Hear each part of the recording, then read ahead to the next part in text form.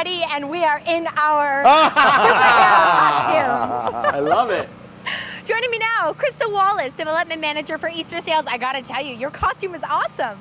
Thank you. I am Wonder Woman for the day. Okay, but you've been Wonder Woman for the last few years, right? I have, yes. This is our third annual Easter Sales Drop Zone Ottawa presented by Morguard, and I have been Wonder Woman dressed up the last Monday of September for the last 3 years, all in support of kids with physical disabilities.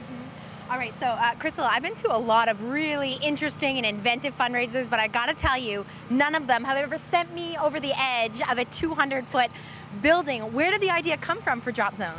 Well, Drop Zone's actually been running nationally for Easter Sales since 2005. We had some supporters in the East Coast come up with it and thought this would be a really cool idea. Let's rappel off a building and let's raise money for a great cause and help kids with physical disabilities. So it sort of started, they had a lot of fun, and they said, let's bring this to every major city in Ottawa. So we've been fortunate enough 3 years in a row now to be doing it here. So how many different locations do you have across the country now? This year we actually have 15 Drop Zone events taking place across Canada. We have 5 in Ontario, and ours being the first one, or sorry, there's Thunder Bay, and we're being the second one in Ontario today. Yeah. And in terms of height, for the various buildings across the country, where does the National Hotel and Suites kind of rank? Is it one of the shortest or the tallest? We're probably middle of the pack. There's some tall ones. I believe last year in Toronto they had a 32-story building, and they do have some shorter buildings at 12 stories. So they all, I'd say on average, are around 16 to 22 stories, but they all vary from you know what, honestly, Sarah, once you're over 12 stories, it's all the same. It's all scary, it's all tall. So true. Okay, so you've done this, you've rappelled, what, 3 times now? I've done it last 2 years. This year will be my 3rd year, so I go later this afternoon.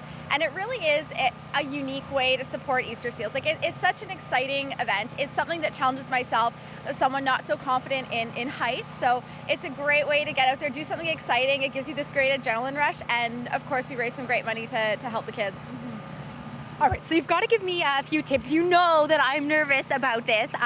What's one thing that I could keep in mind as I approach the ledge? Because I think that's going to be the most difficult part, stepping up and then letting yourself tip backwards off of an 18-story building. Yeah, well, if you're nervous, which I know you're a little bit nervous, you may not want to look down. We have some really adventurous participants, superheroes, that when they walk right up, they're going to charge like a true superhero right over the edge, and they're going to be excited and they're going to want to just go for it. I'm not one of those people either. I go up to the roof, even though, you know, I work with the staff all the time and they're wonderful, and I kind of take my time, I back up, I don't like to look down. So that would be my biggest advice, is if you're nervous, don't look down and just enjoy the view from kind of here up.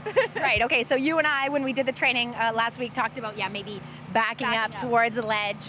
Yeah, and never looking down. Now, unfortunately, my cameraman does not have the luxury of doing that because I will not be going down the building alone. Have you ever had somebody go down with a camera person next to them? At Ottawa, no, we've done it in other cities. We have had superheroes rappel with GoPro cams and cameras attached to them, but not a separate cameraman, so that's going to be very exciting for you guys. But I'm sure he's going to be great. And we've got we have remote access technology and Coyote Rock Gym. We're all here on site helping with all the technical stuff and the safety, and they're amazing. So. Now, I think that I was hoping with the mask that it would maybe block out my peripherals and I wouldn't understand or realize how tall up I am. What do you think? Should I keep the mask or should I lose it? I would wear it. You're a superhero for the day. How often do you get to say that? So go for the mask. Okay, so for those who are sort of unfamiliar with what we're going to do, we're rappelling down the building that you're looking at. It's the National Hotel and Suites. It's going to be happening at about 20 minutes after 8, so if you want to come on down, Spark Street is closed. Yeah.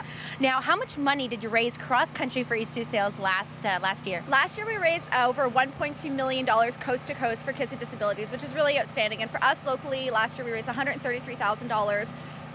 Which is really outstanding. It's our largest fundraiser, and we have all our superheroes to thank, everyone who donates to them online and offline, and of course all our big sponsors like Morguard, the National Hotel, and everyone else who's supporting us locally. So awesome. We're very excited. Okay, thanks so much, Krystal. The nerves are there, but your words of encouragement certainly do help. You'll be good. Stay with us. In just under an hour, we will be going over the edge of the National Hotel and Suites building, rappelling down the side for the Easter Seals 3rd annual Drop Zone fundraiser.